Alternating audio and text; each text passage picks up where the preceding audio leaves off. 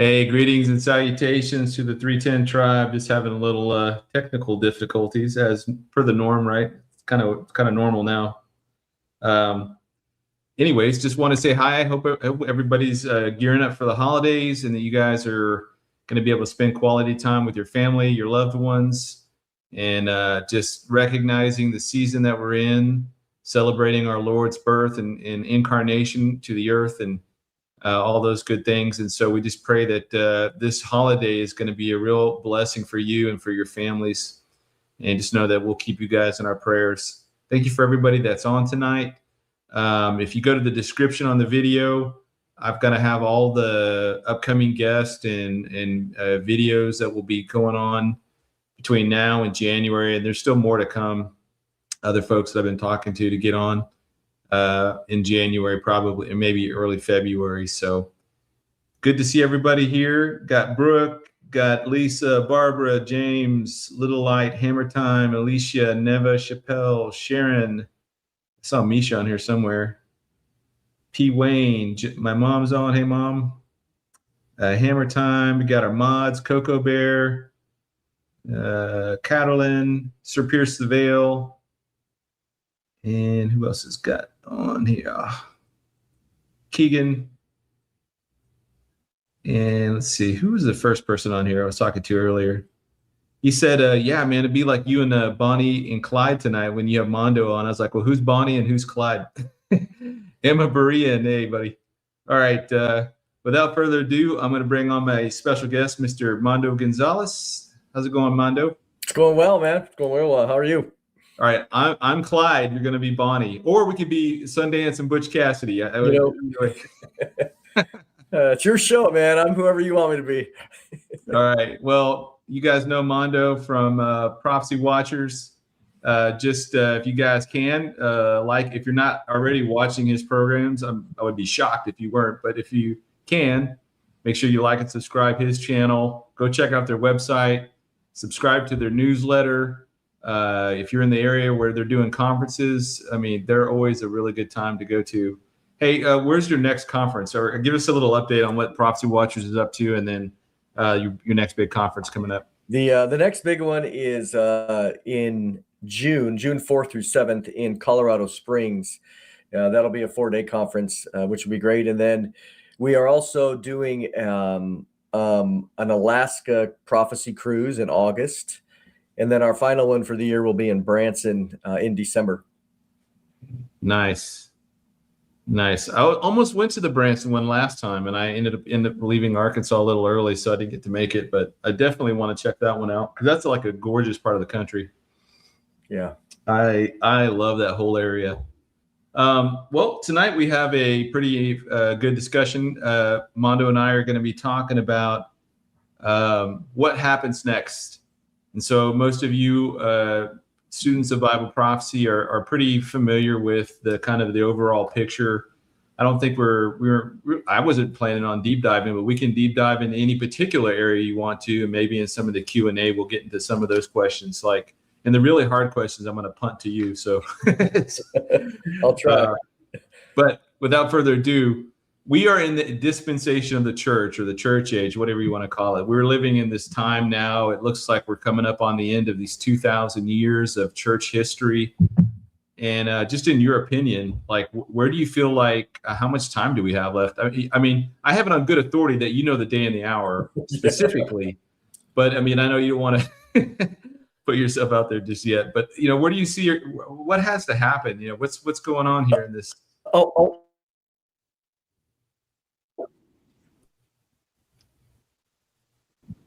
Whenever you discuss time, there's always a reaction, so if and many times it's because people love Jesus like the rest of us, and we want Jesus to return right now.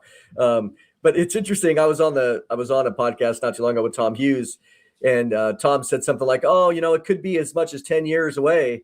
And oh man, the vitriol. It's like, hey, we're all Christians here. Everybody just calm down.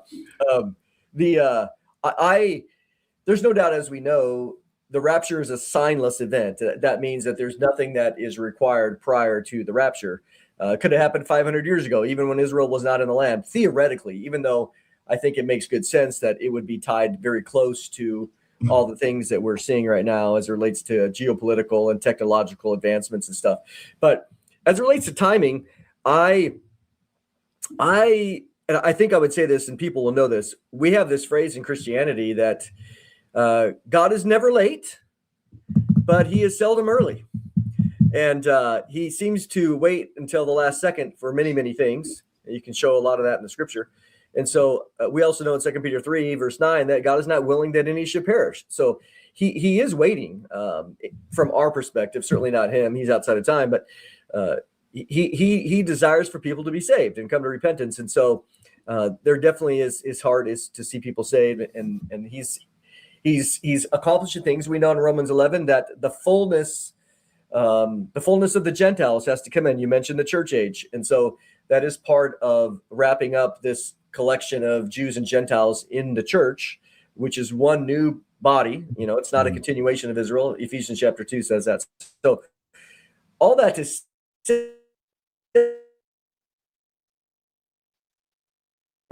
I tend to think that we, as the American church, that we are going to be actually brought into not the tribulation for sure, or the wrath of God. Clearly I'm pre-trib, but I think that our particular situation is going to get far worse. I do think that we will most likely be fully into a digital ID system, that we will experience that. South the mark of the beast. I think that a lot of the cashless stuff and all the other things that we would expect to be part of the beast system, which we see already, like in the UK, we see it in Australia, we see it already in China in many places. So I think that's going to come to America before the rapture. Yeah. And you know what's interesting, you know, if you go back to the early 2000s and you're trying to gauge, like, let's just say that we held to that same exact standard, like the world had to be all digital, right? The world had to be just ready for the Antichrist to take over. And I'm sure there were some people saying that. If you were to go back to the early 2000s and we're trying to project out like how soon that would be, we would be thinking about time very linearly and just kind of like at the same rate and pace that things were happening in those days, in the days, you know, early 2000s. I think we underestimate the exponential nature of how fast this technology is going to actually hit us. And even though we might say a couple of years, I mean, a lot can happen. Look, a lot has happened in the last 2 years. I mean, just in terms of Israel, the U.S., the elections, the economy. I mean, AI. I mean, AI 2 years ago was a novelty. Now it's like almost, you know, going to be embedded into every government program and military defense system and everything. So we underestimate how fast things will speed up, in my estimation. So let me pull up our chart here because I want to use this for the audience for a general reference. So I've just got the present here kind of listed out. We don't know how much more time we have left. I mean, I'm kind of convinced in my own mind, and I'm curious as to your thoughts, but I think that 2033, which would be right at the 2000 year mark on the Gregorian calendar from 33 AD, you know, plus or minus a year or so, has something to do with the 70th week. I have a hard time seeing that year come and go.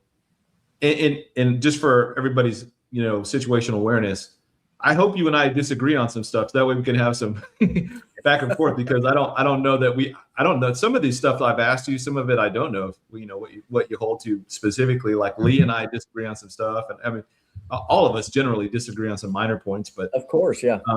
What do you think about 2033? I don't know if it's at the beginning, middle, or end, but I have a hard time seeing that 2000 year anniversary come and go without something. I'll tell you what, this is where Tom and I were talking, and I don't know, this might have been 6 months ago, 8 months ago. And we were coming up to, of course, the fall of 2025, which there was a lot of conversation, as you know, from Tom Horn about Apophis, which is arriving, April 13th of 2029. And so for him, you know, he backed it up 3.5 years, and it brought you to basically October of 2025, where he thought that's very strongly possible that would be the start of the 7-year tribulation. Well, obviously that didn't happen. But I'm aligned with you in that I fully expect, well, and again, maybe it's hope. I hope the rapture's today, but I think that 2033, that framework, that 2,000 years from roughly the time of Jesus' death and resurrection is very important. I think God, again, what do I know? I'm just thinking out loud here, but it would not surprise me that God would give the world a 2,000 year witness from the church. And so the 2032, 33, I really like that framework. It makes good sense. I think that through the modern history, I think whether, going from the Julian calendar to the Gregorian calendar, we have a pretty strong idea. It would be very unusual that that calendar is decades or many scores of years off. So the idea that it's been roughly 2,000 years from the death and resurrection makes me really excited. But I agree with you that I don't think it's just going to come and go and we're going to be here in 2060. Again, could be wrong, but there's something about it that I lean towards, and maybe it's just my emotion, but it's pretty strong in my mind. So, but what does that mean? Of course, the rapture could come early, but what that means to me is I tend to think in terms of, short-term, medium-term, and long-term plans, having plans for 30 years, potentially, or 50 years. That's wise. Jesus said, I always like to rephrase it, occupy until I actually come. Okay, so don't, so we are required to do that. It's a command, but I do like the 2033. I really do. Yeah, and I don't want people to think that the rapture is going to happen in 8 years or whatever. That's not what I'm saying. I'm just saying that if you look back through history, we know generally that from Adam to Abraham was 2,000 years, from Abraham to Christ was 2,000 years, and then from Christ's first coming to now his second coming, it seems like if the pattern holds true, then there should be some correlation with the 2,000-year anniversary. And we don't know if that's, like I said, if it's at the middle, the beginning, the end. And we know that the rapture has to precede the 70th week. So, really the rapture could be any time from now until it happens, really. But if we're just kind of looking at how the Bible, the patterns in Scripture, if they're going to hold true, then it seems to be in that general time frame. But I would even look at, I would look at things like look at some of the things in the world today that cannot go on indefinitely the way that they're going, because Russia's demographics is collapsing. Their economy is collapsing. I mean, if Russia collapsed economically, that would have huge ramifications all over the world. And if China collapsed, we know their demographics are collapsing too. They don't have 1 billion people like everybody thinks. They're probably in the neighborhood of the 800 million mark. They're behind India by a good deal now because of that one-child policy they had for so many decades. It's crippled their generations. And so there's a lot of and think about the technologies. Look how fast technology is going. I don't remember which president said it, maybe Reagan, but there's never been a technology that we've created that we haven't used or weaponized, against the enemy in some form. And the weapons today are so existentially threatening to mankind, artificial intelligence, quantum, all that stuff.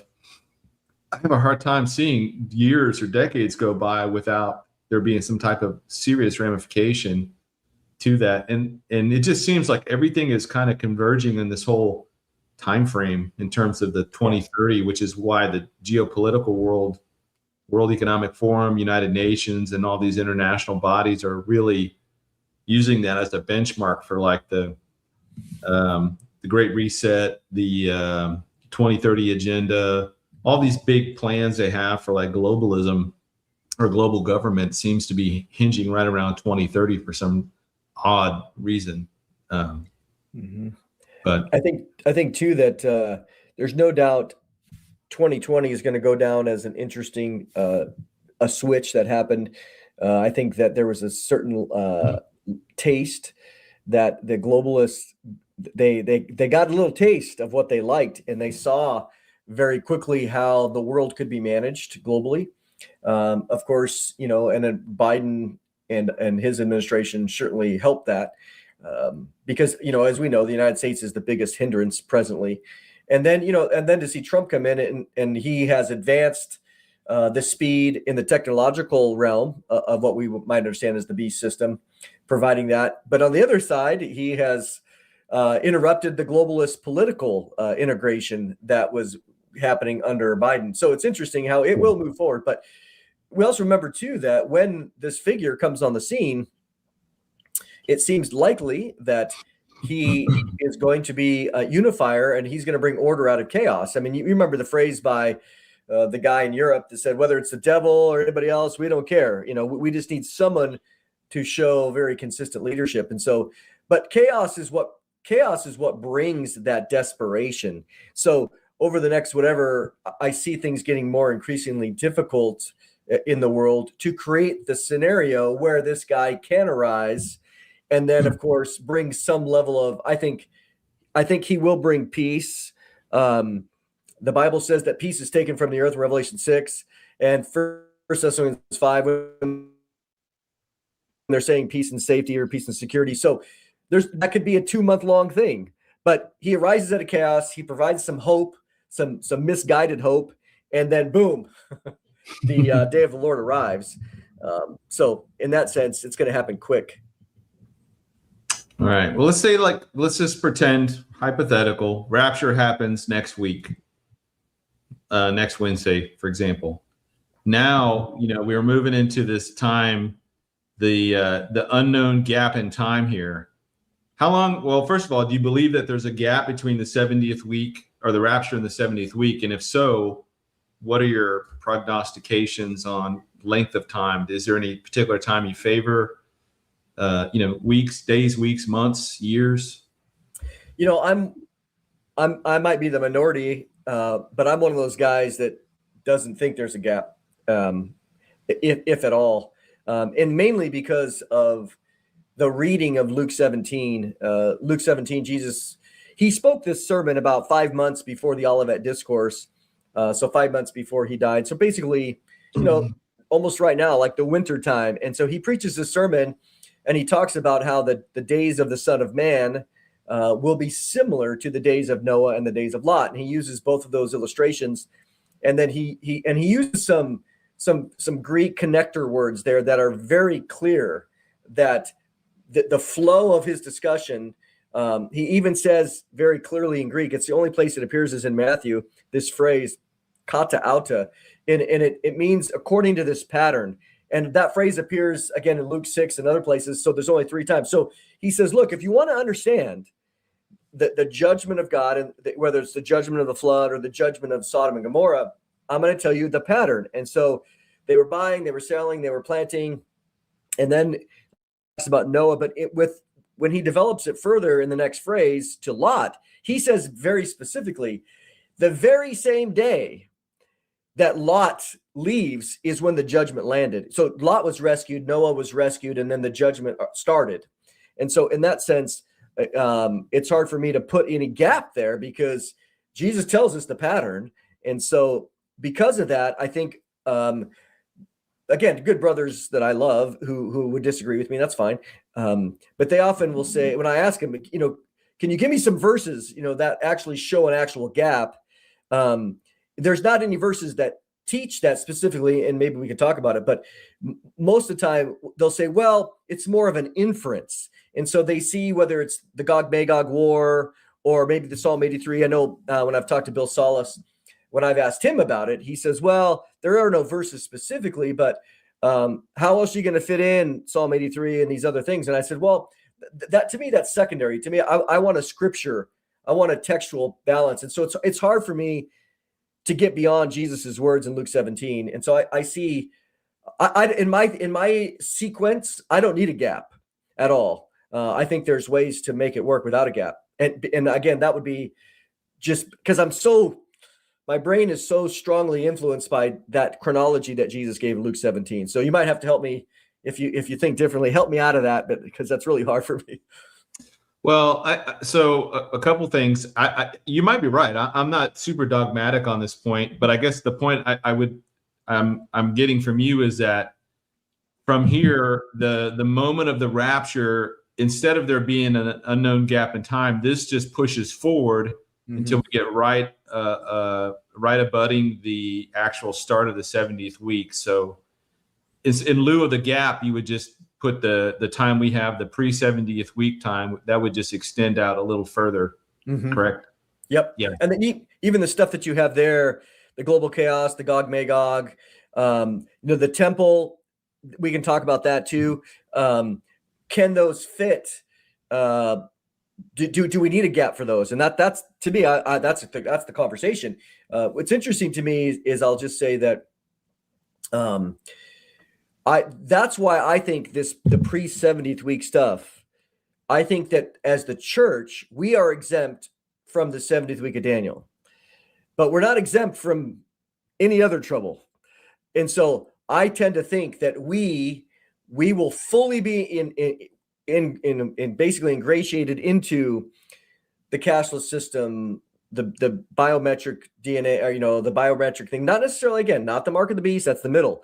But so you can have a biometric, ID and still not be sinning. It's not a sin to be cashless. Heck, I mean, I'm 99% cashless already, Pete. I don't carry.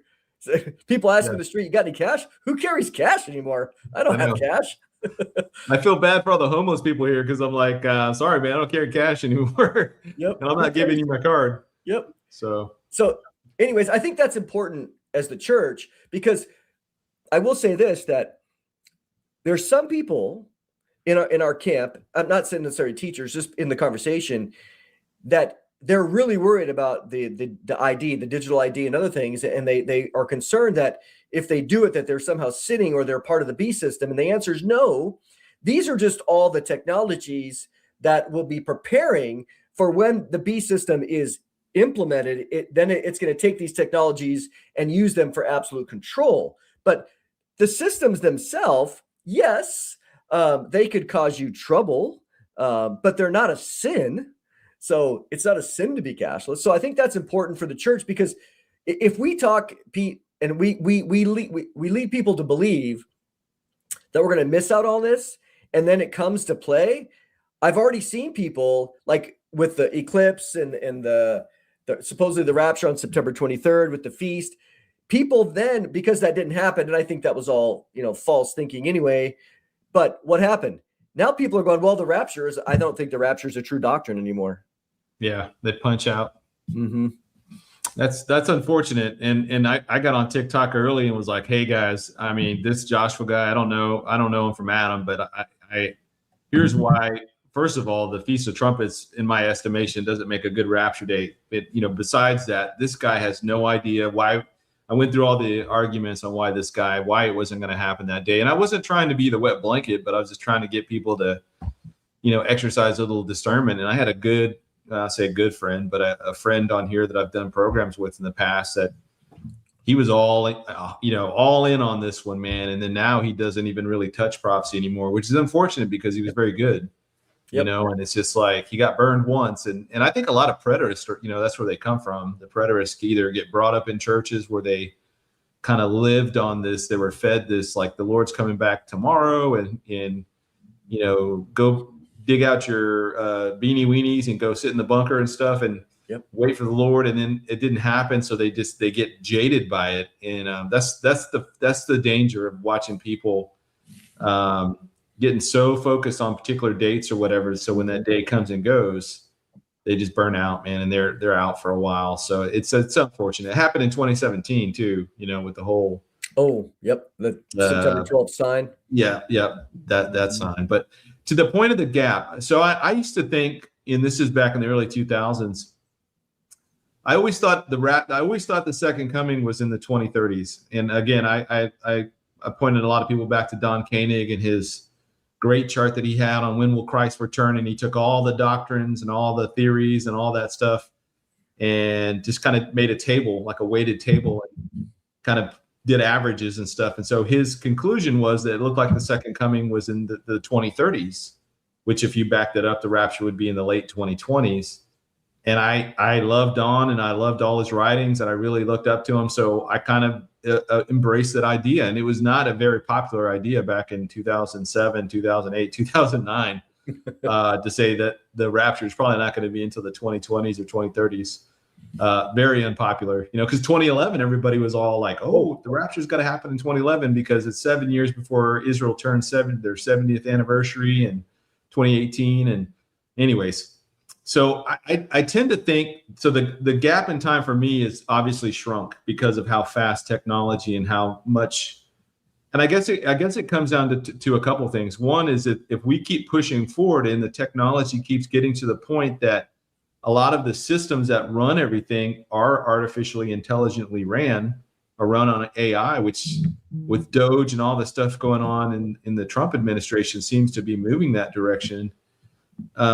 It seems like that the U.S. may not collapse as hard as we think it might, which means that whatever system comes on the backside of the rapture, this global network system that comes up out of the ashes of this present world order, can minimize the chaos. And if we think today, like the rapture happened tomorrow, you've got a lot of people within the Trump administration that are believers, key positions, a lot of people in industry, military, law enforcement, doctors, teachers, etc., that aren't going to show up tomorrow. More importantly, they're not going to be paying their bills. They're not going to be paying their mortgages. They're not going to be collecting their paychecks. I mean, none of those things. So it's going to have a ramification on the earth. I think it has to. And that crisis, it presents some kind of a crisis that the world then uses to present this Hegelian dialectic. Oh, we got to introduce this new digital global government because we can't trust the current governments because they're all in varying states of disarray. But it may minimize it. And if that's the case, then yeah, the gap could be a lot shorter for sure. But what about Gog and Magog? You put that inside the 70th week? No, I don't actually. It doesn't seem to fit in there because the only place that really I think you could is with the second horse, the red horse. It says clearly, Revelation 6, 3, and 4 that the red horse is set to ride, and it says it takes peace from the earth, and then through that, you have a significant chunk of people dying, right? So is the war then that takes place after the peace is removed? So what does that tell you? Well, it tells us there's some sense of peace. That doesn't mean it's been 5 years or 2 years or whatever, but for that moment there's peace, which again I think goes right along with First Thessalonians 5:3. When they're saying peace and security, then the day comes fast, right? Sudden destruction really comes on them, begins. So I think the only place you could put it in there would be at that moment. But it just seems so unlikely because what do you have? You don't have threats, at least any other portion of the 7th week of Daniel. You don't have mentions of threats. You have them functioning in the first part of the 7th week, which means they've started their sacrifices and offerings. Now that could be through a tabernacle. It doesn't have to be the temple at first. The tabernacle could be raised up in one day. I mean, it's a tent. You could boom, you're up. And then they could start building the permanent structure around that. So that seems unlikely that this agreement that they have, this newfound trust in this Antichrist figure, to import the Gog-Magog war just seems a little bit odd. The way I see it, which again is a scenario, is I see with my thinking that there's very little gap or no gap. In my mind, let's say that the rapture happens at 6 a.m. Okay, but prior to that, I think it's very possible that we will see the buildup of the Gog-Magog war. That can happen. We could be watching the troops building themselves up over there, getting ready to desire their thing, and then it would be possible for, let's say we see it unfold, and then God does this miraculous thing like the day before, or the 2 days before the rapture, And so what happens? What we know in Ezekiel 39, that it says, then Israel will know that I am the Lord. So that doesn't mean they're saved. It means that they become an theist. So that I find that very fascinating, that most of Israel today, they don't even care about a temple, but they become theistic. God, the God of Israel really is true. Look at, he saved us. And then imagine then the rapture happens, and that just boom, you have chaos.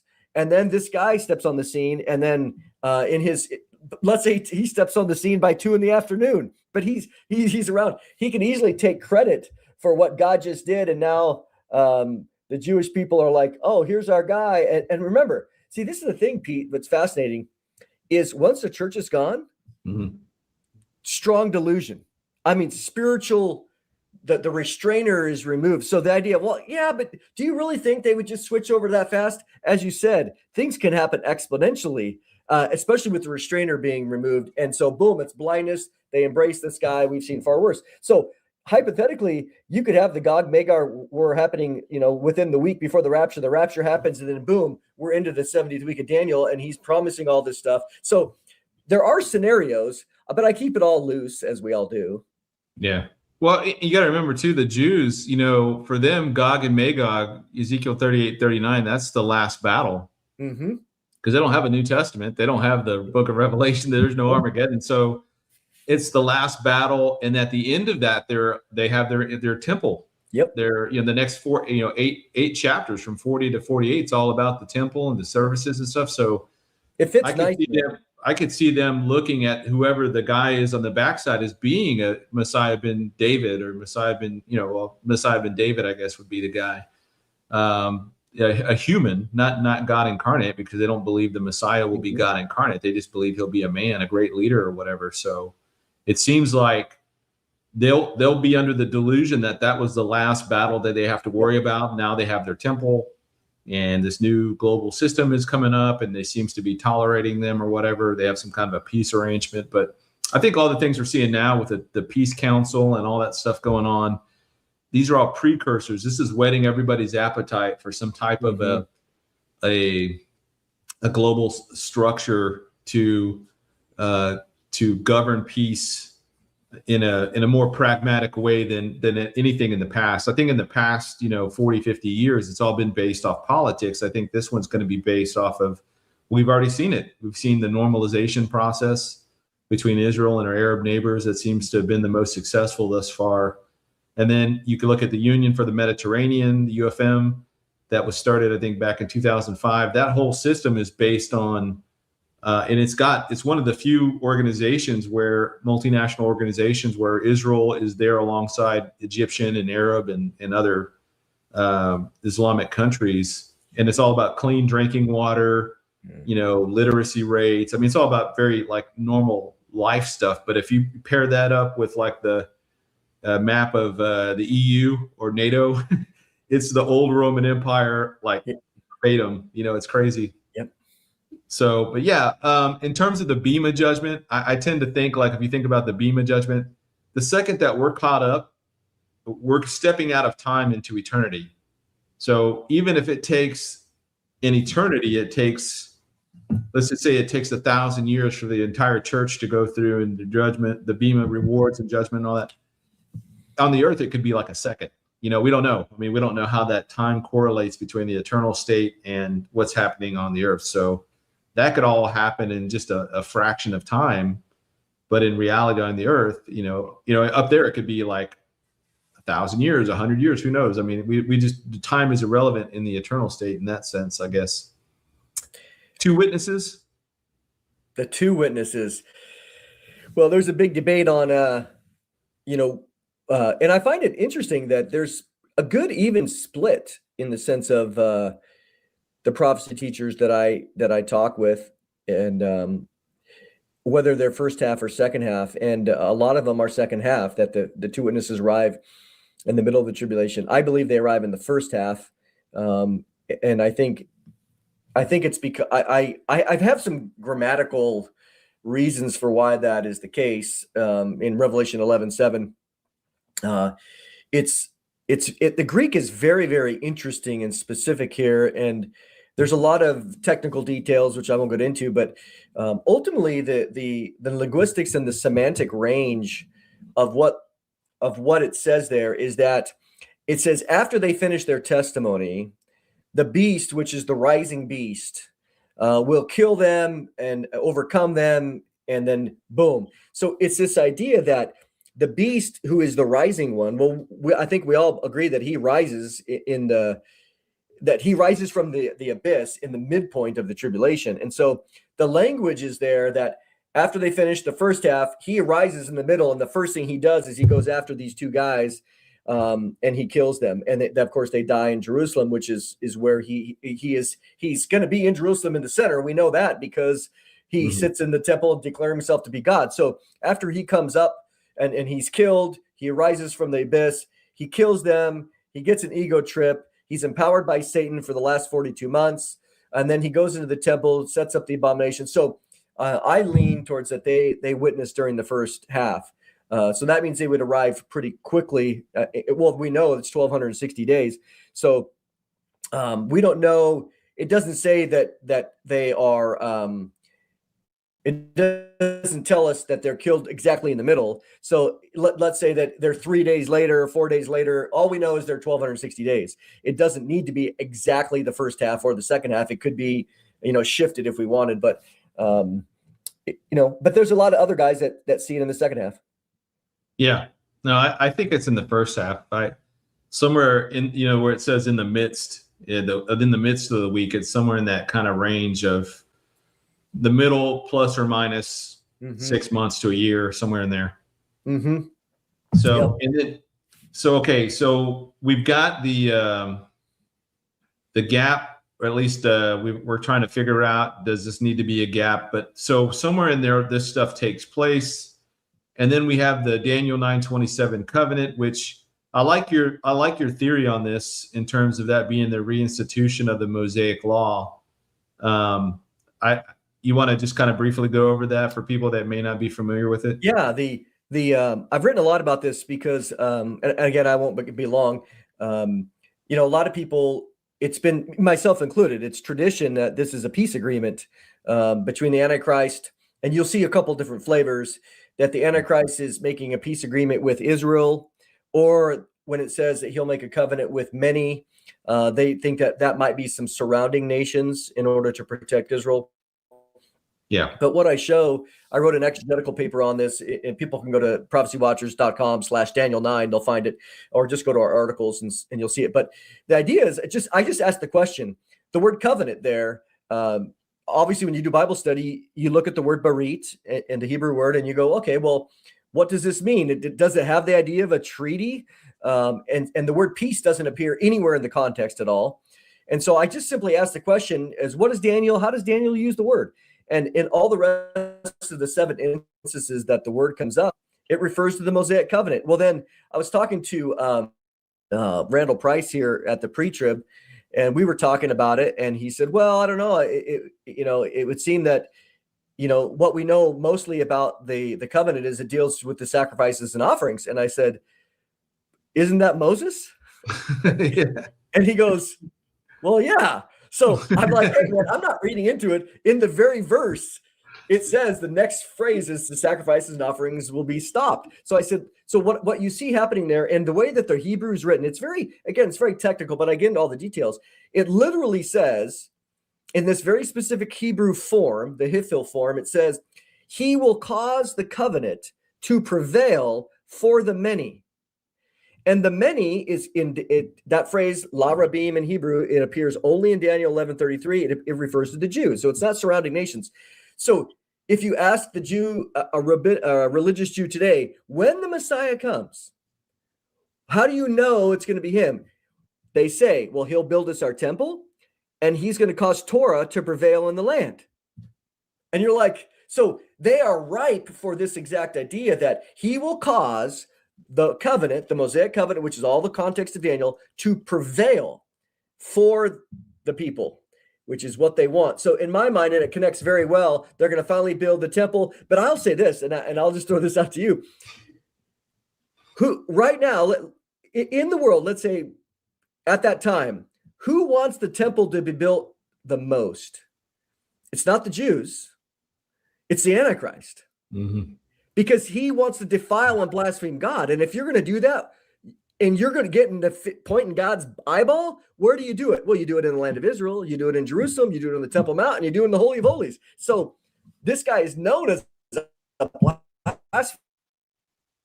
blasphemer. So if you're going to, it's pretty interesting.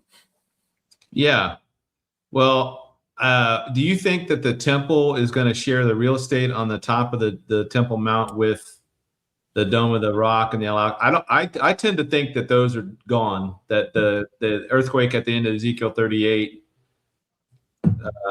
turns that into a rubble farm up there, and that removes any type of excuse anybody has for putting the temple there. Or I don't know. What are your thoughts? See, I like that too, because again, in my chronology, the Ezekiel 39 earthquake happens like the day before, the week before. So all of a sudden, all these things are happening. God has spoken. This guy shows up. But what we do know is in Revelation 11, as it relates to the temple, it does say don't measure the outer court, because that's been given over to the Gentiles, and so there's still going to be most likely an outer rim of some kind. But whether that would make great sense that God would eliminate the Dome of the Rock through this earthquake. And as we know, many of the Muslim hordes in Ezekiel 38 and 39 are going to be eliminated. And so they're going to be weakened to that degree. And if we look at it as well, we've seen this lately in Ezekiel 38, 11, who do we have? We have Sheba and Dedan in that passage, 7 through 12. Basically, Sheba and Dedan are not participating in the war, but they're protesting. And Sheba and Dedan is Saudi Arabia. Clearly, that's historically true. And so they're protesting. And we've seen recently that they've said quite clearly, they don't care about Jerusalem, and they don't care if the temple's built. So when that happens, and most of the enemies, basically outer circle enemies, are destroyed, and if the Dome of the Rock is destroyed by the earthquake, Saudi Arabia is going to be like, give it to them. Who cares? It seems like to fit really, really nice. They've got Mecca and Medina. What do they care? They're like, yeah, Jerusalem's not, because that's taken prominence away from them. If the more prominence they give to Jerusalem. What's that? It's not mentioned one time in the Quran, not once. Yeah. All right. Well, let's talk about the judgments here. So my views on the judgments have changed over time. I used to think that it was like the first seal happens, second seal, all the seals are done, and then boom, the trumpet happens. But then I've kind of grown to think that they happen sequentially, but then they start happening concurrently. So as the seal judgments are ongoing, then you compound that with the trumpet judgments, and then later you compound that with the bowl judgments. And there's some points that, like Dr. Andy Woods will say, like, you've got the percentages, like a third of the seas are turned to blood, or a third of the trees, and then etc. Like there's percentages that play into that, and I'm sure that could happen that way too. I'm not saying that, but it just seems like the four horsemen, well, at least the rider on the white horse is going to ride the entire time, the entire 70th week. So maybe that's a difference between the horsemen and the rest of the seal judgments that happen. But we know that the martyring of the saints is going to happen pretty much throughout the entirety of the 70th week. So I don't know. What are your thoughts? Well, first of all, do you think that the rider on the white horse is the system that the 10 kings rise up from, and then out of them comes the little horn? Or do you think that the 10 kings rise before the white horse rider, and then he just comes up as the little horn amongst them? It would seem to me that, I lean towards the 10 king technocrats idea. That doesn't mean there's not a geographical component that ends up being the case, because obviously if you're going to rule the world, you have to have geography and you have to have organization. So that's true. But there's no doubt in Daniel 7 that the 10 kings arrive first. Now, again, I think that they are building their technological system right now, for sure. And then when he rises up, it's interesting, the phraseology too, because it describes him as being a companion. I mean, that's kind of the best English. really from the Aramaic there, that he's a companion of these other guys. So he arises up, and they, of course, their final agreement to rule and reign together is not until the midpoint, when they turn and burn the woman, in my opinion. But so they're on the scene, and then he comes up, and I do think that Revelation 6:1 is a reference to remember, it's a judgment. This is a judgment. And so the living creature is Jesus opens the seal, and the judgment is released on the earth. And so all these things are signs of judgment. But when he arrives, I think he appears, and the system appears visibly now. What has been behind the scenes, it's not implemented. We know it's not implemented fully with unlimited authority till the midpoint, where he gets to rule for 42 months. We see it at Revelation 13, Daniel 7, etc. But what we do see is he is on the scene. And what does he do for that first 3.5 years? Well, of course, he has this agreement with the Jewish people, but he's consolidating now. He's partnering with the woman, the harlot, and he's consolidating his power base for 3.5 years. And of course, he is making enemies because he gets killed in the midpoint. But I see that as the rider on the white horse is referring to, and the book of Revelation does this. The beast is either described as an individual or it's described as a system. So I think it's intentional. It's both. So it's not, some people say, well, that can't be the Antichrist because the second horseman is not a physical human being. And just go, yeah, I understand that. But that's, you're missing the way that the word beast appears in the book of Revelation as referring to both. So that's kind of how I see it arriving. And then he's going to consolidate himself for the next 3.5 years. Yeah, I used to think it was the individual. Now I think more of a system. Mm-hmm. And then he comes up amongst that system at some point in the first half, or right at the midpoint. All right, let's see. Trumpet judgments. I want to run my theory by you.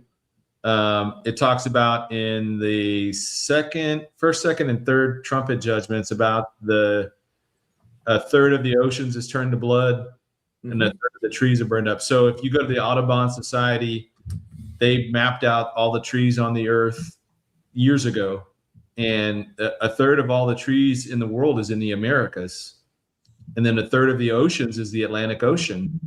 And I'm wondering if somehow the Americas get cut off from the rest of the world, and God is somehow channelizing all of humanity back into the old world, map. Because at some point, and there's going to be people that are trapped in the Americas and the islands and other places around the world by the end of it. But it seems like if you turn the oceans to blood, you're not going to be able to drive your submarines or your ships, or and if you've got smoke and ash in the air, you're not going to be able to fly planes, and then all of the stuff going on in the cosmic right around the Earth's atmosphere, that being burnt up by the sun, and that's one of the judgments of in the bowl judgments, where the scorching of the earth. I think whatever's still flying up around the earth right now is going to be scorched, all the satellites, and it's going to blind the Antichrist. And a lot of the systems that they had relied upon being in space-based systems, like quantum computing, those things have to be kept in like absolute zero. Well, you can do that up very easily, much easier than you could on the earth, and a lot cheaper. So, and Scott Townsend and I are going to talk a lot. I think we're going to talk about this in January, but yeah, so it just seems like the earth is being channelized, and somehow God is cutting off certain sections of the world that the Antichrist is not going to be able to get to at a certain point, and it's really going to focus it back in on the old world. What do you think about that? Well, there's no doubt that we understand very clearly that there's a reason why we describe things as a revived Roman Empire. There is a phase 1 and phase 2. Clearly, Daniel 2 describes it that way. That in the days of those kings, the Messiah comes, and the mountain that's cut without hands destroys that. So there's no doubt it reappears. Which again, if you look at the geography or the geopolitical situation of the first century, which is what John described, it was clearly it was a Mediterranean basin system. Of course, all the way up into Britain, as we know, and all of Europe, certainly Turkey, Middle East. But it didn't go into it didn't go into India, the Roman Empire. It certainly went into Egypt and again most of North Africa. But so there's no doubt. Well, let me say it this way: it would be shocking to think, oh, the revived Roman Empire, this phase 2 is going to be based, in Brazil, okay, or New York or whatever, yeah, right, or New York, exactly. I just that just strains credulity in many ways. So I 100% agree that it would not surprise me at all that the Western Hemisphere was somehow neutralized to some degree, that the Antichrist didn't even worry about it, which is why America, I mean, look, God can get rid of America tomorrow. It's not hard to get rid of our power. EMP would put us in the Stone Age, and then that, I don't know if you ever read that book, 1 Second After, which I did. It was a great book, and it made you realize, we're not as strong as we think we are. Yeah. Well, even if you get to the trumpet judgment, I think the second trumpet judgment is at the second. Let me double check myself here. Where you have the trees being burned up. If you have a third of the trees in the world being burnt up, you can imagine how much smoke that's going to generate. I mean, if you remember back a couple of years ago when they had that volcanic eruption in, I think it was in Iceland, and it really kind of shut down travel out of the UK because of all the smoke and ash in the air. Imagine if a third of the trees is burnt up, how much smoke that's going to generate in the planet. The first trumpet judgment, a third of the trees were burned up and all the green grass was burned up. So even at that first trumpet judgment, I mean, I think air travel, at least cross Atlantic, is going to be, if my theory is correct, is going to be near impossible. And that's going to generate just a ton of smoke and ash in the world. And that could also dim a third of the day, a third of the night, etc. So I think that it'll be a supernatural cost to that, but at the same time, it's gonna play out in a very naturalistic way that's going to really hamper mankind's ability to travel in this time period, at least globally. Yep. All right. The abomination that causes desolation. We know that is at the midpoint of the 70th week, and it's going to be where the Antichrist goes in and desecrates a newly rebuilt Jewish temple in some form or fashion that's likened back to Antiochus IV Epiphanes back in the 167 BC time frame. We know that it's happened before because he did that. He brought in I think he brought in a statue of Zeus or one of the Greek gods, and then he slaughtered a pig on the Holy of Holies. And so it'll be desecrating it like that in some form or fashion, but the temple's still going to stand.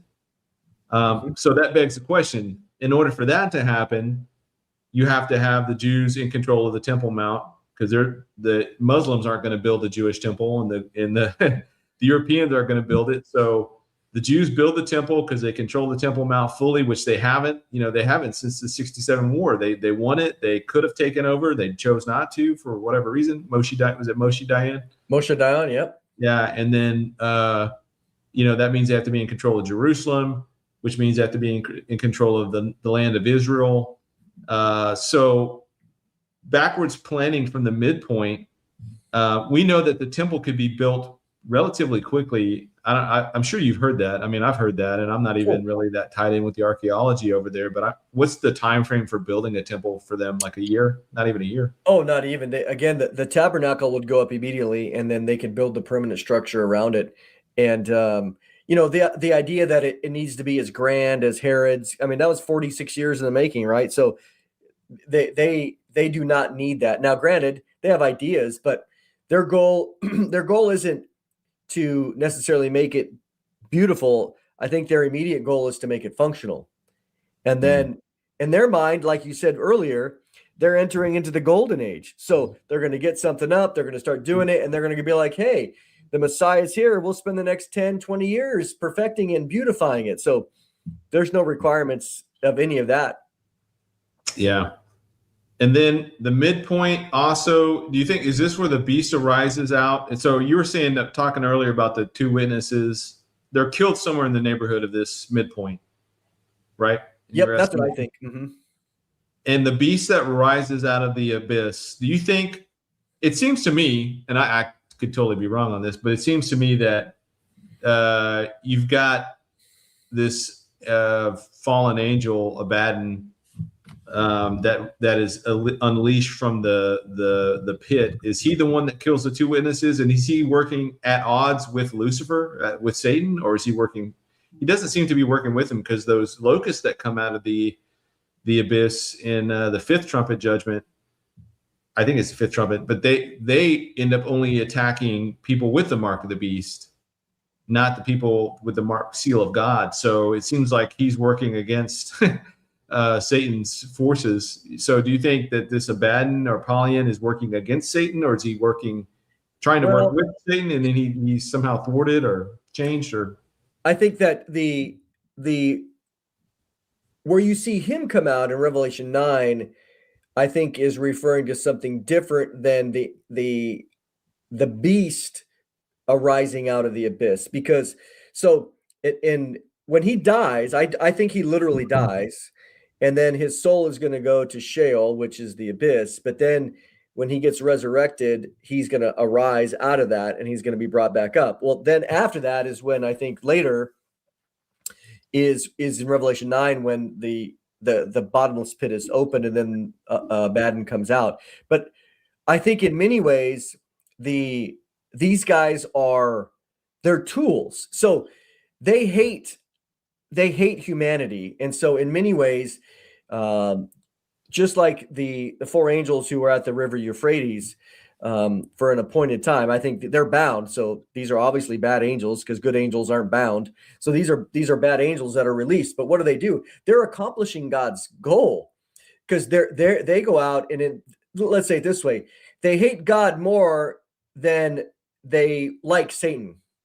So in that sense, they're going to accomplish God's going to give them. I mean, think about that. They've had a leash for so long, and God finally says, this is what you get to do, not a moment more, and they're like, done. Well, they're not going to care about Satan at that moment necessarily. So I see those as being two different things.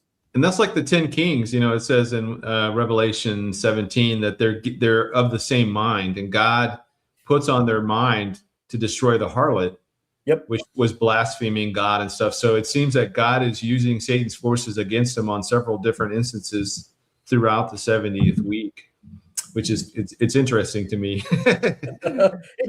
It shows you that God is sovereign, and that when you have beings, whether the 10 kings or others, who are so wicked, God can lead them exactly where he wants, just by their hatred. Because I mean, like you said, if you're the 10 kings and you have this woman who's killing the saints, why would you stop her? That she's doing she's blind, she's harming and bleeding out God's kids. You would think that you would want her to continue to do that, but obviously that he appeals to their jealousy of some kind. They're not going to share basically religious devotion with some harlot. I know the Antichrist is not, because he declares himself to be the best among all, right? God above all. Yeah. And I can imagine if these angels were somehow deceived by Satan to go commit some kind of act back in antiquity, and then for their punishment they got stuck, imprisoned, or bound for whatever, the next 5,000-6,000 years. They're pretty angry. they are not big fans of Satan. So God's gonna say, okay, I'll let you out for this, but that's it, no more. That's a good point.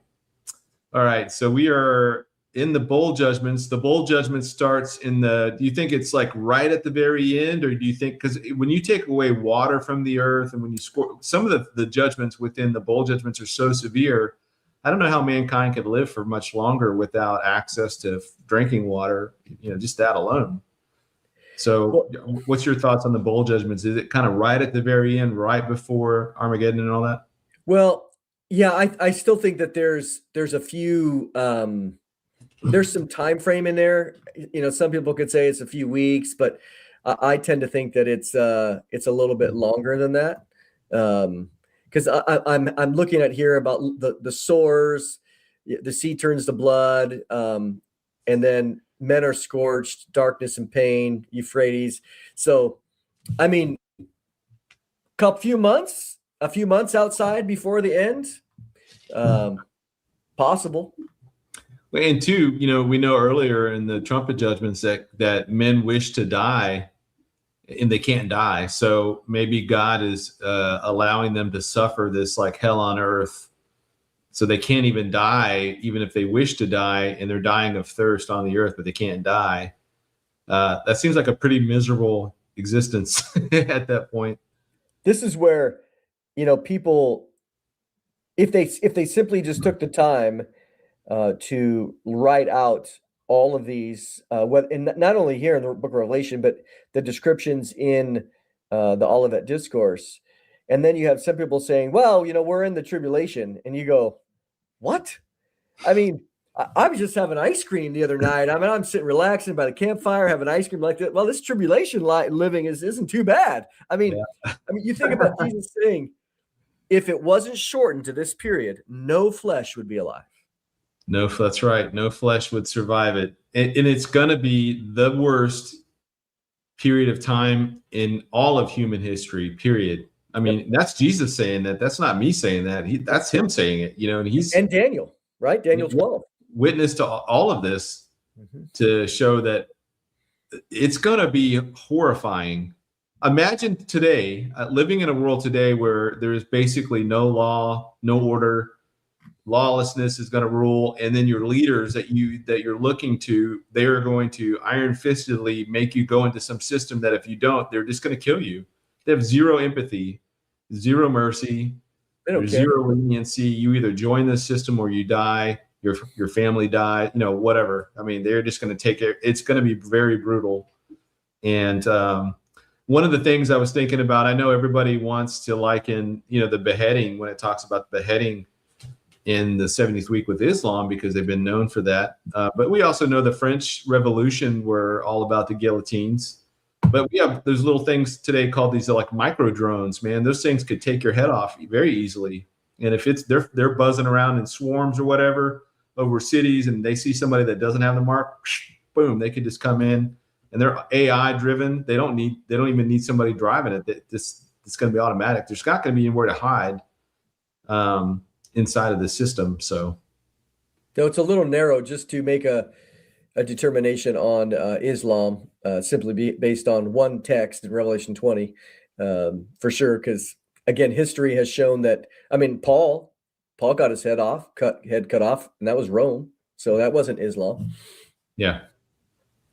All right. So we have the second coming, the Armageddon campaign. We know that's more of I got that from Arnold Fruchtenbaum. That's the what is it, like a 200-mile track that Christ is going to go around just destroying armies and everything else. It's not, the big misconception is that the battle is simply fought in the Valley of Megiddo, but really that's just the staging area for the armies that are there.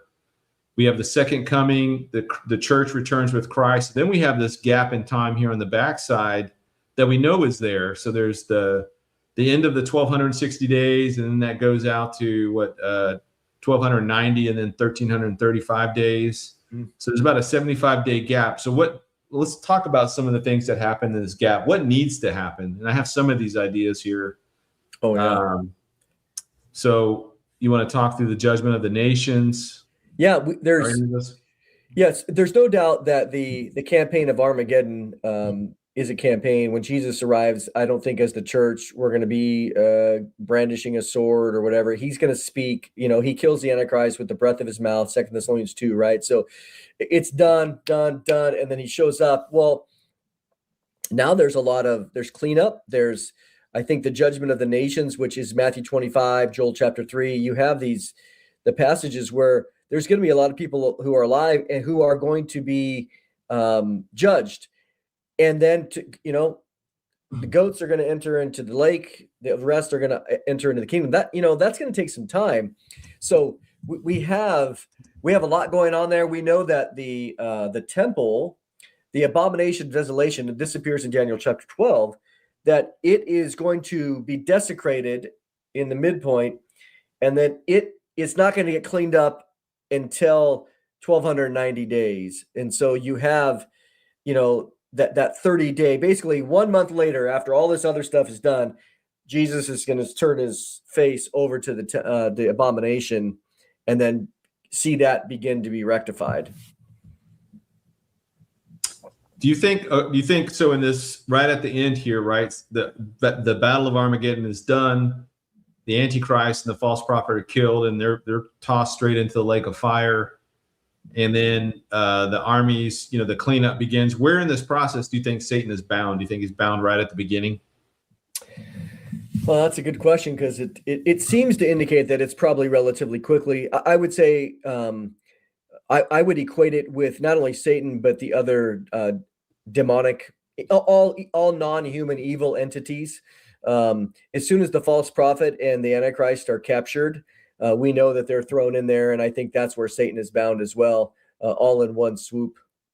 Do you think we get to participate in that in our glorified bodies, or do you think that's simply for the other angels? Like they're waiting, they're waiting. They want their bit. They want their opportunity to go. That's a good question. If I was to guess, I would say probably not yet, because Isaiah 24:21 is a description of God's judgment on the earth during the tribulation period. But it's an interesting passage, because it says that God is going to basically reach down from heaven, and he's going to punish the host of heaven. And so that phraseology kind of shows, now God could delegate it to us and certainly use the other angels, because we know, we do know that in Revelation 20, that an angel, we don't know which angel, comes and binds Satan. It says he brings a chain, right? So it would be so wonderful if it was the lowliest of angels to go in and just have the authority, like, dude, it's yours, man. Take care of it. Well, we know the angels go, and I think is it Matthew 12, where the angels go out and gather the believers from, or the unbelievers from all over the world. So people will be scattered all over the earth.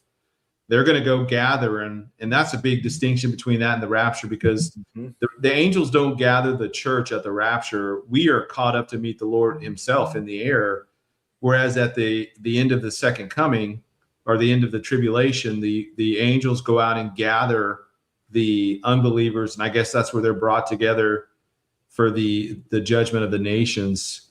That just sparked a question in my mind. And this is completely way off topic, way rabbit trail going. But do you think, in just your honest opinion, do you think that there's probably some fallen angels that regretted instantly the moment they fell, and they just like, hey, we're going to the other side of the galaxy. We don't want anything to do with this. And yeah, we're going to be suffering judgment because we disobeyed God, but they just don't participate at all. Do you think that there's any of those like that, or no? That is a great question.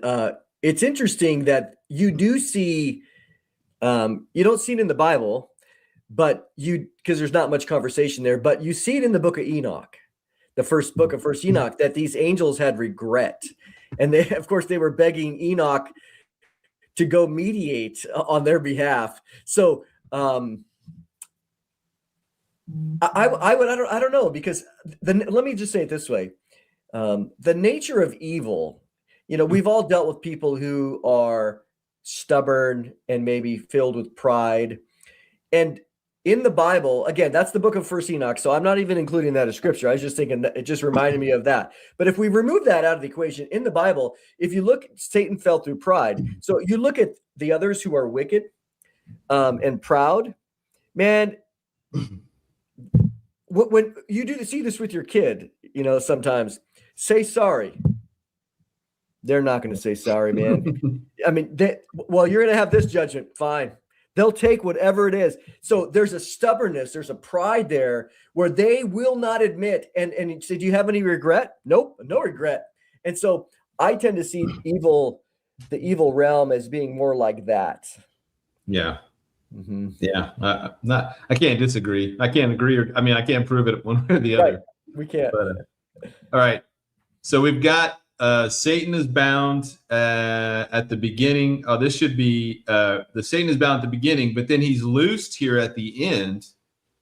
And we have what preterists love to attribute to right now, the present. They want to call this Satan's little season, but we know this hasn't happened yet. So Satan's little season, do you have a idea, any thoughts about how long do you think that might be?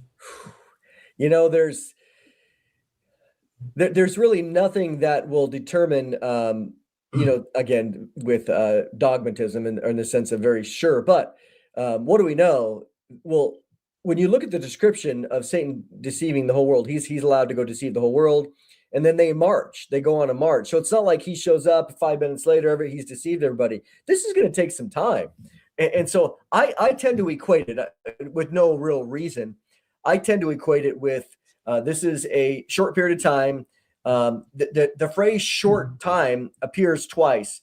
It appears in Revelation 12 and also Revelation 17, describing this short period of time, which ends up being 42 months. So I tend to lean towards the idea that this is a period of about 3.5 years where he's allowed to go extend himself out into all of the world. And then again, these people got to travel.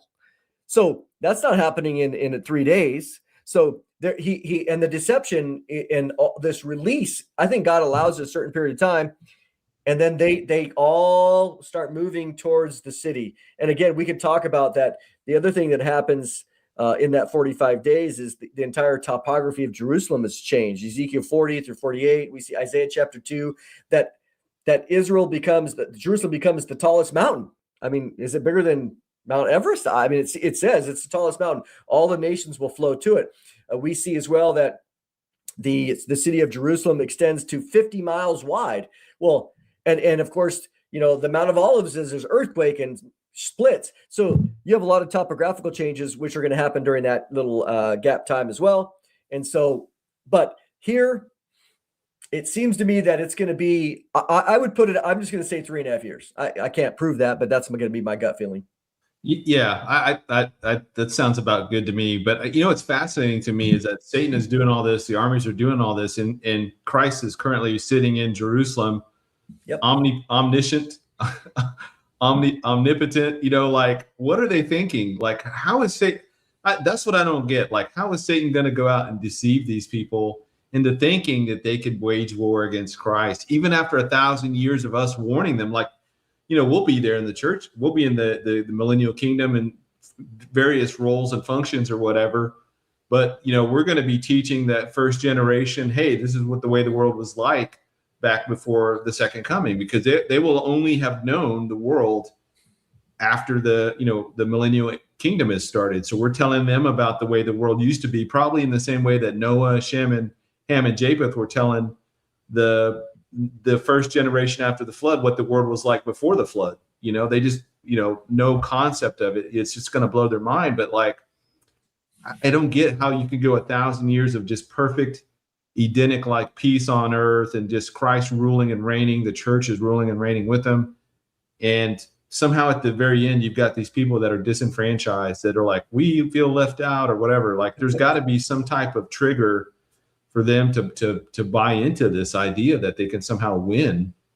That to me is, they are in my mind the most deceived people of all the peoples that will have ever lived. Well, it reminds you of the garden. I mean, you think about the garden where, you know, the Lord had walked with them in the cool of the day. There he is. You know, they get to, you know, and then Satan comes along and starts asking some doubting questions. And even there in a perfect environment, which of course the millennium is going to be similar, that I like what you said, that somehow Satan made Eve feel disenfranchised, that she was missing out on something. And so in the same way, that's a perfect segue into what he would say. Well, look at you guys out of here. Is that the way it's supposed to be? Do you really feel like you were included in all this? I mean, sneaky, crafty fellow.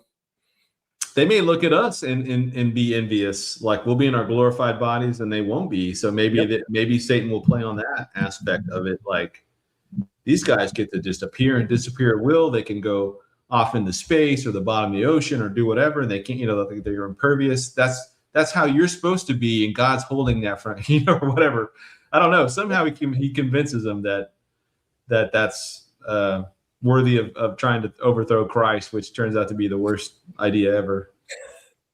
So, all right, almost done. Yep. Okay, so now we're at the end. We have the Great White Throne Judgment.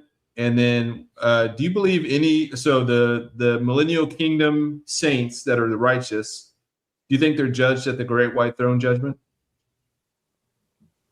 No, I think the only people that appear at the great white throne judgment are unbelievers. Okay. I wouldn't disagree. I was just I was unsure as to like, well, where are those guys in the millennial kingdom? Obviously, they're not going to stay in their mortal bodies forever. Maybe they will. I don't know. But like, it seems like there's an end state to mortality, and that at some point they will be given new bodies, and they have to go through some type of a bema judgment, or whatever it's going to be for them at that time. But the lake of fire, then you're not taking the Kirk Cameron route of a temporary hell. Well, you know what?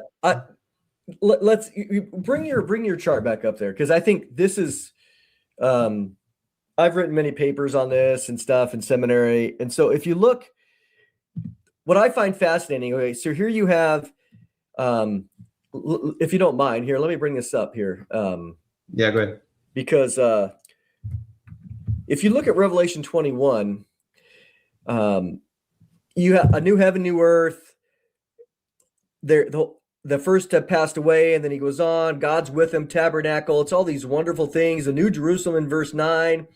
This is awesome. Describes the New Jerusalem, the glory of the New Jerusalem. The nations are there. It says, but there in verse 20, but there shall by no means enter it anything that defiles or causes an abomination or a lie. And then it goes on. But so here's the key, though. In Revelation 22, again, you have all these wonderful things. You have the street, the pure river of water. You have the tree of life.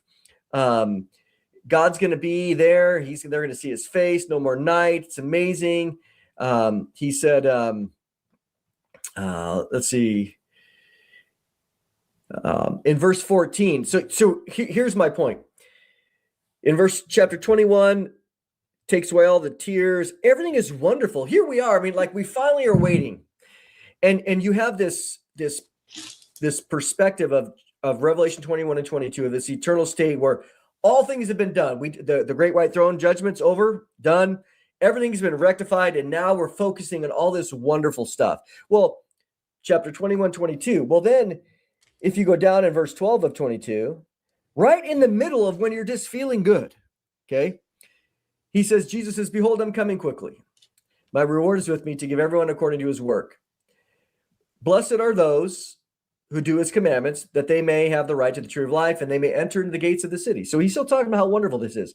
But outside are dogs and sorcerers and sexually immoral and murderers and idolaters and whoever loves and practices lies. Where?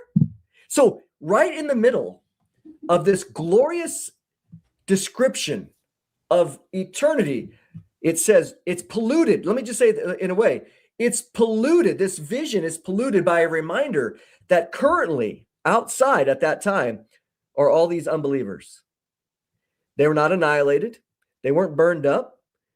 And so I think the fact that God allows this verse to many ways pollute the wonder, the grandeur of what we're seeing is a reminder of how serious sin is and how serious eternal punishment is, that he allows it to contaminate to a degree right there in the midst of this glorious information.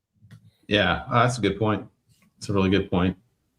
And I think, I don't know the exact passage off the top of my head. Aren't we able to look into is it the lake of fire or into hell in the millennial kingdom? That people are required, I think maybe it's in Isaiah, but they're required to go look in once a year to go look into the pit to see them. I don't know if somebody in the chat wants to grab that. I can't. I think it's in Isaiah, if I'm not mistaken. But yeah, fascinating.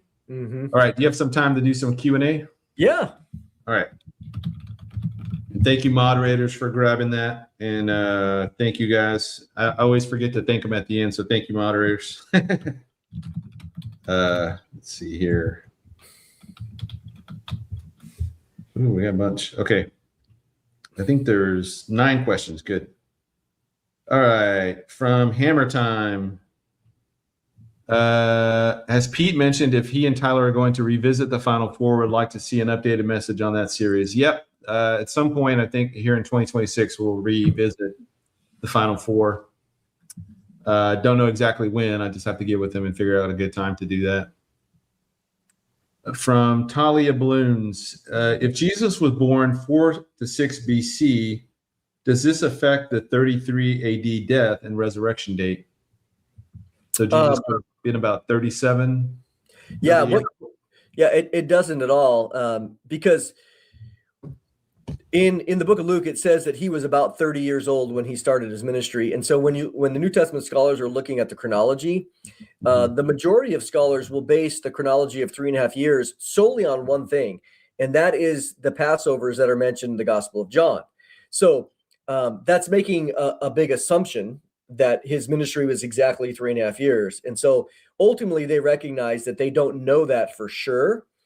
Because as we know, the Gospel of John is very theological, and even though it presents a chronology, it's not exhaustive by any means. And so many of them recognize that even the phraseology that he was about 30, it doesn't say he was exactly 30. So about 30 could mean he was 33, and then you add 3.5 years, and now we're at 37. So there's enough room there within the language of the New Testament that we can't be real dogmatic on it. Yeah.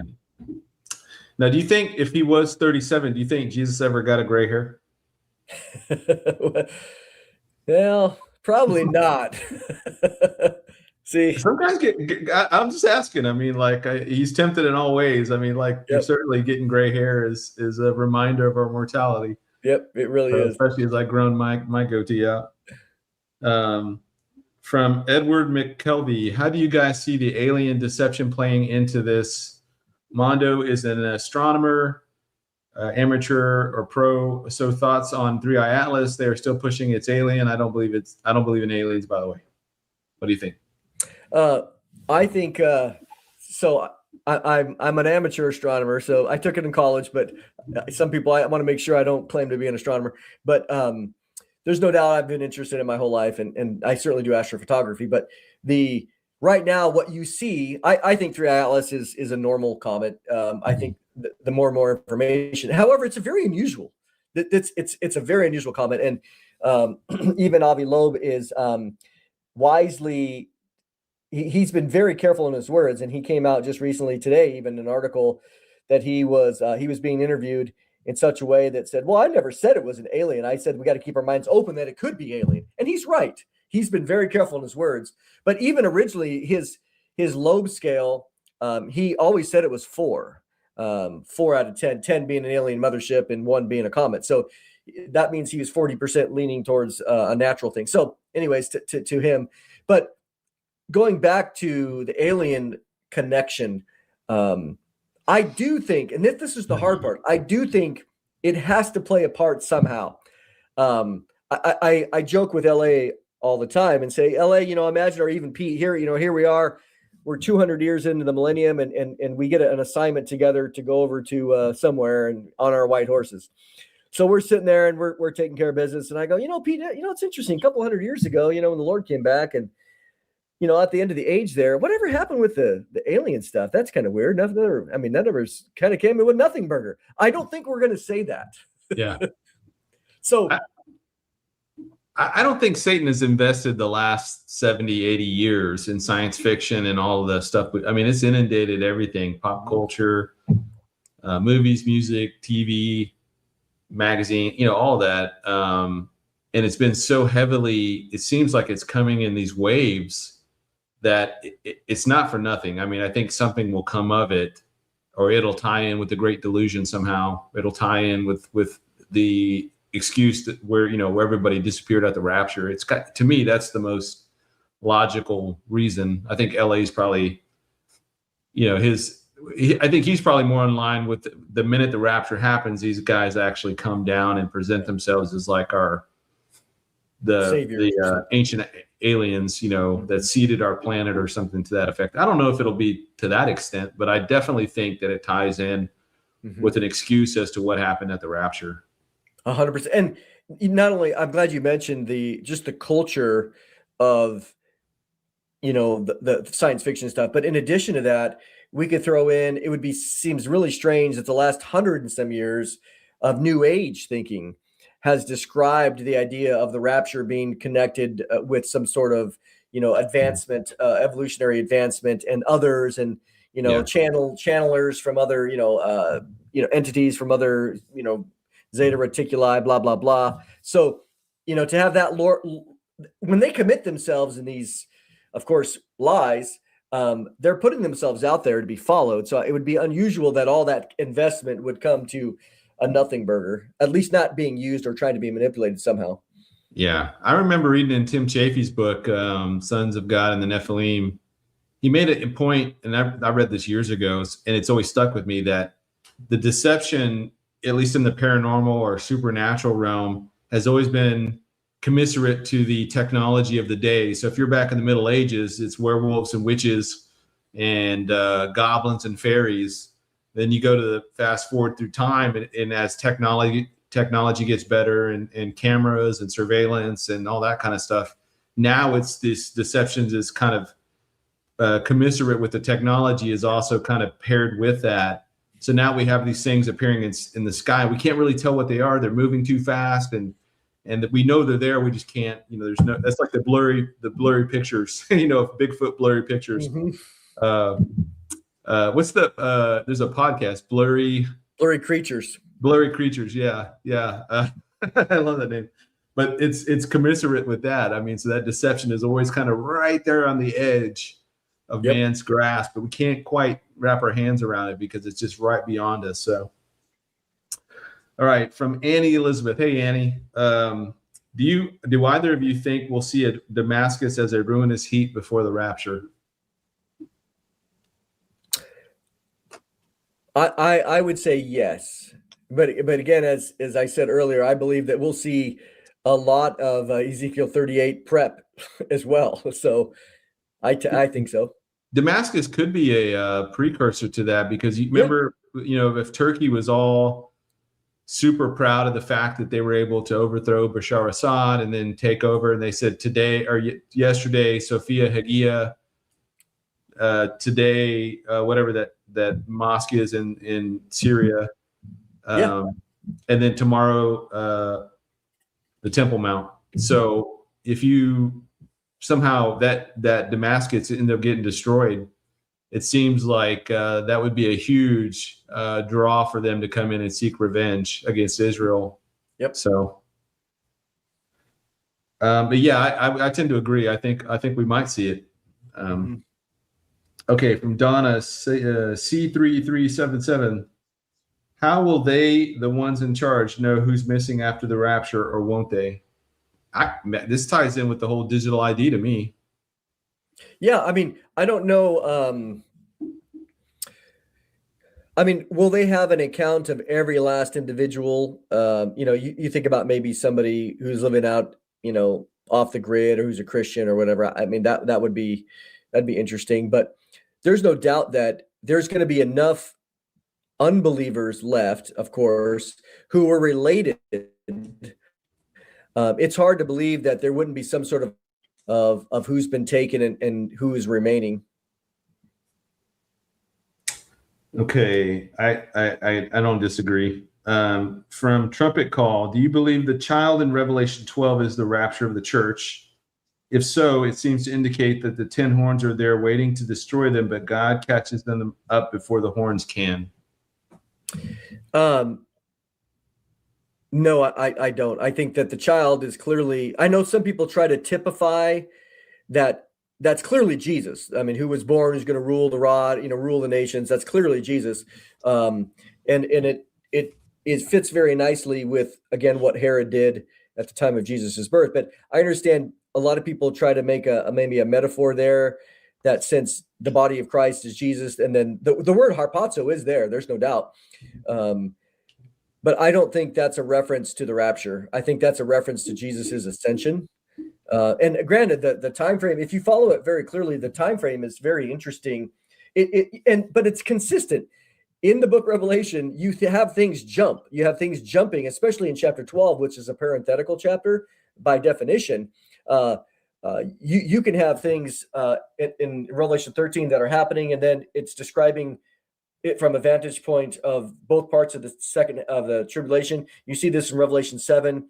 You know, you have the 144,000, and then you have the other great multitude. Those seem to be indicating, again, both sides. So in Revelation 12, when it's describing that the woman is Israel, that the dragon was there, she was ready to give birth, and then he tries to kill her, and then he's caught up. All of a sudden, boom. And then what do you have? Now we're fast forward into the tribulation period where she flees. The woman flees for 3.5 years. So there's a lot of jumping going on. And if you look at it, if you don't look at it from 30,000 feet up and just see that it's describing this war from the beginning, and then it ends with the woman fleeing, we're going to miss it, because we're going to try to force it to be in. We're going to try to force it to be in the tribulation period, but clearly the child that was born when the woman was pregnant, that's not the tribulation. So anyways. Yeah, I kind of like the idea. You can see it kind of singularly where the woman is Mary, the child is Christ, and then the dragon is Herod. And you can also see it corporately where the woman is Israel, the child is the church, you know, the body of Christ, and then the dragon is obviously Satan. So I like the whole, I don't know, typology of that, of seeing it singularly and then see it corporately that way. But am I going to start my own, start a church over it? And, no. I mean, it's interesting to me. I think it's interesting. Yeah, of course. Yep. But, okay. From Daily Prophecy with Lisa, what causes the gap in your opinion? So since you don't believe in a gap, I just think that the chaos from the rapture, if that's the gap she's talking about. Now that's predicated on the world today, so we live with the tyranny of the present. So we're always kind of trapped by the current environs that we're surrounded by. But if it happened today, I think there would be a lot of global chaos for a lot longer period of time. But if the Lord delays or tarries and we keep pressing forward toward the 70th week, the more we press forward, the more that beast kingdom is going to be, the architecture for it is going to be built up. And there may be less and less gap in time that needs to happen. So I just think that if you have missing Christians by the millions and missing children by the billions,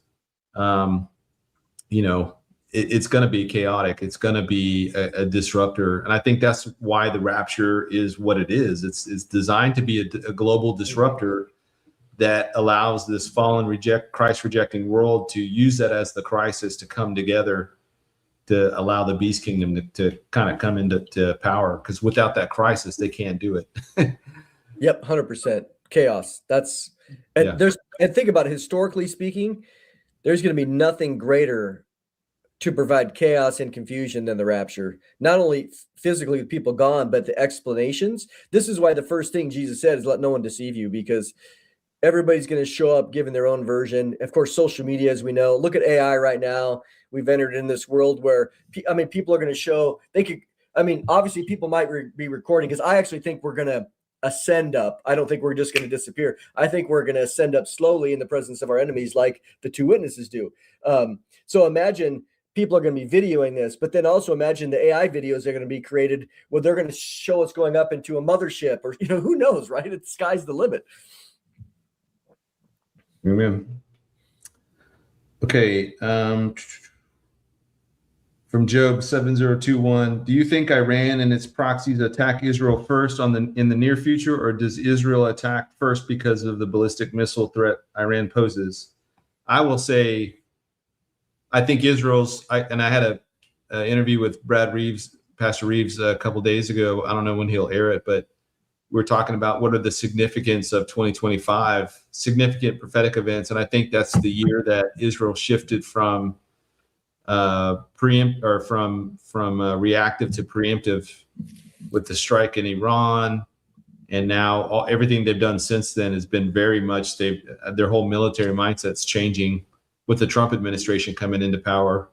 So I think that they're going to take out the threats ahead of time. So I would see them striking Iran first and not allowing another attack, not allowing another. Remember, because last time when the Biden administration was in, Iran launched all these missiles, and then they're having to shoot them down in the air. I think Israel's not going to allow them to even get that far this time.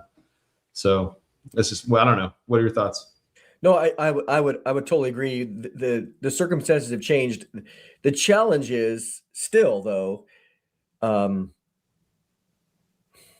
sadly, Trump still brings a heavy stick there, and so they don't want to completely disregard him. And if you noticed that he really did hold them back a lot, even in this latest situation. So you had some similarity, some very little similarity between the Biden administration and Trump, because Trump is trying to be a peace guy, and so he doesn't really like to do these things. But I think that they gave him probably too much, but I can understand. I don't know if I would have done anything different in their opinion, but Trump has said, and they've talked about it recently, about a preemptive strike. Even now, Trump is saying the same thing. So I find that helpful, that because Iran is rebuilding all their stuff. They have the intelligence to prove it. And Trump now, if you've seen him over the past 2 weeks, he's made reference to Iran a couple times, saying, "Hey, we've warned them, and if they keep doing it, then we're just going to go take it out again." So to me, that's a good thing. Yeah, and you know, Trump does get on these kind of tears of, you know, kind of pushing Israel around, especially when it comes to annexing Judea and Samaria. But then you have an event like an attack in Syria where 2 service members get killed, and he's like, it goes in and like hits 70 different strikes in Syria. Just like goes way. So he's very inconsistent in how he applies this logic, and I think somehow, some way, he's got to have to allow Israel. All they have to do is make the point, like, hey, you shut down your own border. You're kicking people out of your land because you're causing all these problems. We can't even control our heartland. I know. They'll win that argument, and they'll end up annexing Judea and Samaria. Okay, last question from Angela Blake, 5358. Question: Can the Jews flee to Jordan or Petra at this point, or will something need to change? I can't read the last of it, but I mean, it does make sense. Change it all, or will a lot change at all? I don't know. So Israel so first of all, do you think Israel in the midpoint, the Jews, the remnant Jews, are they going to flee to Petra? Is that your place? You would place that? You know, that idea goes back a long way. Chuck Missler, certainly Arnold Fruchtenbaum believes that. You know, Daniel 11:41 and 42 describe that when the Antichrist is on the scene, that Jordan, Moab, Edom, and basically Ammon avoid his authority for some reason, which just happens to be the country of Jordan or Petra. If you look at Micah chapter 2, it's describing as well the idea of a protection there called Basra, which is a reference to Petra. Isaiah 63 describes Jesus coming from a place called Basra, which is there. So there's some strong scripture that would show that would be the case at the midpoint, that, you know, Jesus said, flee, don't even go back and get your coat, that they flee to there. Now, it is interesting. Israel has relatively great relations with Jordan since, you know, the peace agreement. I think it was in 1994. But I don't know the question is, does something need to happen to change that? I don't think they'll flee there until the midpoint, for sure. That's Revelation 12. You know, the woman flees and the wilderness protects her. But so I'm not sure what the other thing is, but no, the things are in place right now that would allow them to flee there if they needed.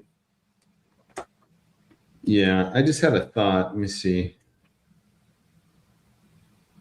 Ezekiel 39.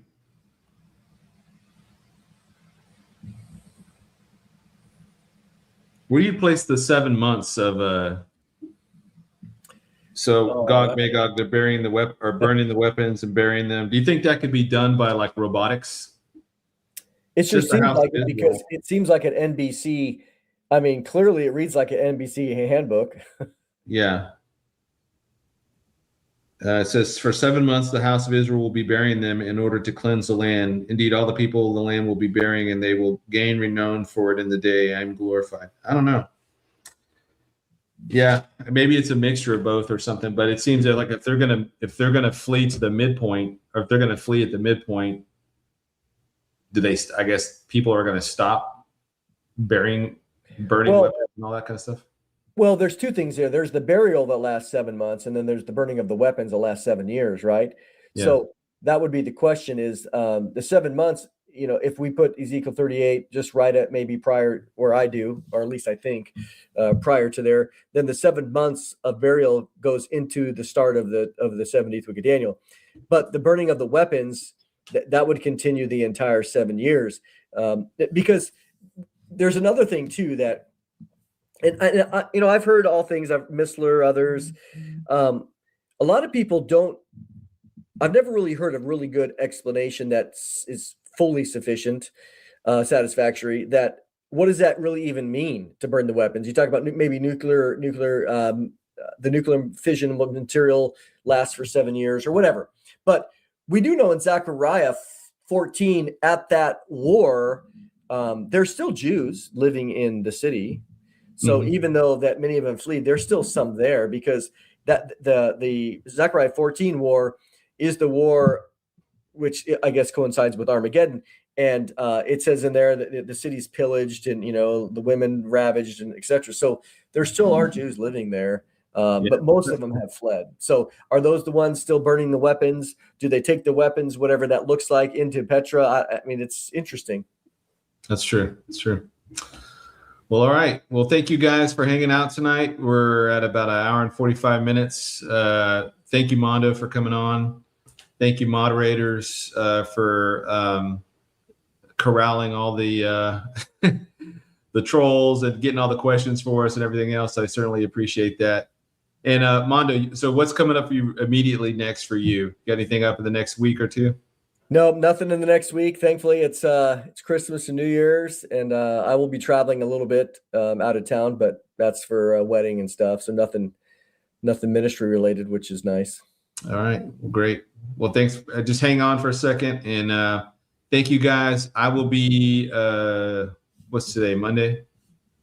I'll be on next Monday for sure, and obviously we got Christmas and stuff this weekend. So please enjoy that time with your family. Remember, I gave you homework last week. Reach out to somebody you haven't talked to in a long time. Wish them Merry Christmas. Maybe you can, that opens up the channels of communication. You can share the gospel with them, what have you. But I hope you guys have a very Merry Christmas. And I will see you guys back on next Monday night. Same place, same time. Right? God bless and Maranatha. Mm-hmm.